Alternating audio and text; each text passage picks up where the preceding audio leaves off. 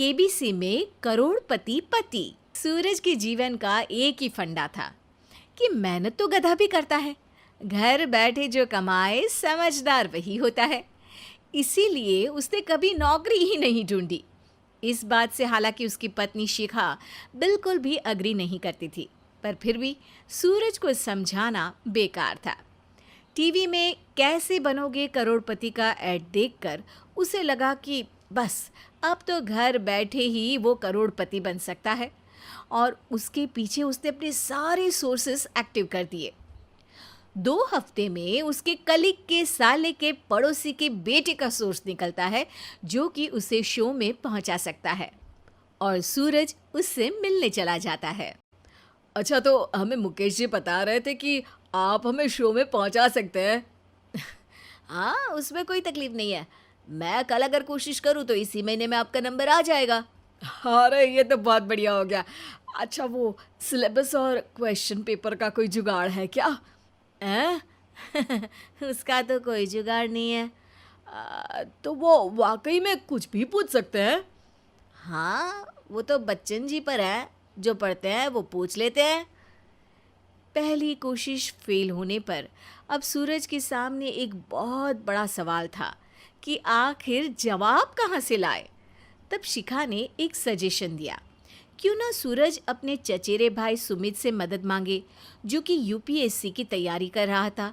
हालांकि इतनी मेहनत करना सूरज को समझ में नहीं आता था, पर कोई और रास्ता ना मिलने पर वो आखिर सुमित से बात करता है। अरे सुमित, हमारा कैसे बनोगे करोड़पति के लिए सिलेक्शन होने वाला है। तुम हमें थोड़े चिट बनाने में मदद करोगे क्या?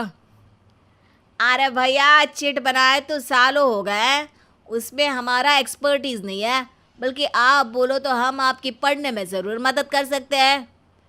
हट, कैसी अनाप शराब बातें कर रहा है तू।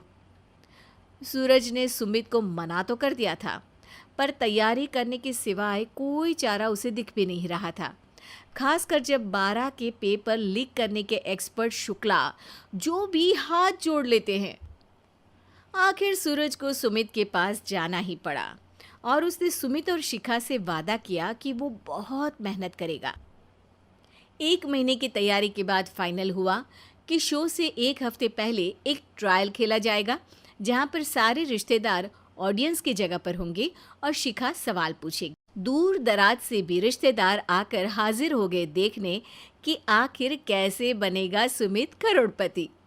सब कुछ सेट था, और इतने में सूरज आकर अपना स्पीच देता है। ये 1 महीना मेरे लिए आसान नहीं था, पर अपने भाई सुमित और अपनी पत्नी शिखा की मदद से मैं इतनी दूर पहुंच पाया हूँ। मेरे मम्मी पापा के आशीर्वाद ने भी बहुत साथ दिया है मेरा। मैं उम्मीद करता हूँ कि आज के शो में आप लोगों को बहुत मज़ा आएगा। साक्षी पहला सवाल पूछती है और पूरे कमरे में सन्नाटा छा जाता है। इंडिया में कितने स्टेट्स हैं? 3, सॉलिड, लिक्विड और गैस। अरे रुकिए, तो ऑप्शंस तो देने दीजिए। इतने में 5वीं कक्षा का चिंटू बोल उठता है। अरे क्या मामा, आप तो पहले सवाल पर ही आउट हो गए। अरे बेटा, पहला सवाल तो ट्रायल होता है ना। अरे तुम अब देखना। देखने जैसी बात तो थी ही। सूरज को इतना शांत किसी ने नहीं देखा था। कभी कभी तो लगता था मानो सूरज आंख खोलकर ही सो गया हो। मामा जल्दी करो प्लीज, कल सुबह पनवेल भी तो निकलना है। अरे हट, कंसंट्रेट करने दे मुझे।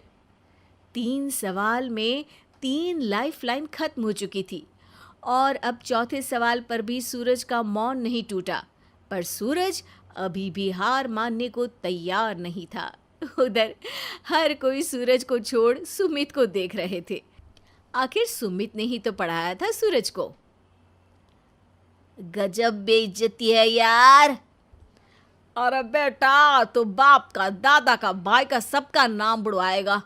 अरे 3 लाइफलाइन ले ली तो भी तेरा कुछ नहीं होना है। अरे कोई इतनी बात करता है क्या शो पर? अरे बेटा, शो पर तेरे जैसे भी तो नहीं आते ना। सूरज की ये जंग आखिर 1 घंटे बाद 5वें सवाल पर खत्म हो गई, जब उसने इंडिया के नेशनल बर्ड का नाम कहा, कौवा। अरे बेटा, मज़ा तो बहुत आया, बस थोड़ा टाइम पर ख़त्म होता तो आनंद भी आ जाता। ताने बारिश के बूंदों की तरह बरस रहे थे और सूरज को भी समझ आ रहा था कि ये करोड़पति बनना शायद उसके बस के बाहर की बात है। पर वो आखिर ये बात मान कैसे लेता? वो सख्त लौंडा जो ठहरा, उसने सोचा कि बेइज्जती तो हो ही चुकी है, पर अगर मैं हार नहीं मानूं तो शायद कुछ हो सकता है। शिखा, तुम देखना, असली शो में आग लगा दूंगा, आग, करोड़पति बनूंगा मैं। हाँ, सब्जियां खत्म हो गई है घर पे, ले आओ।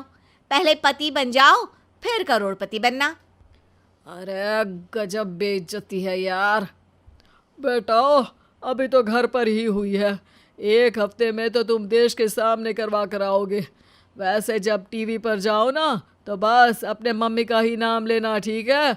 कोई पूछे तो बोलना कि पापा नहीं है मेरे। अरे पढ़ाई की, पेपर निकलवाए, इतने सारे लोगों को खाना खिलवाया, क्या फ़र्क पड़ा? इसीलिए मैं कहता हूँ कि मेहनत तो गधा भी करता है, घर बैठे जो कमाए वही सिकंदर। लेकिन मामा, गधे भी जानते हैं कि हमारा राष्ट्रीय पक्षी मोर है।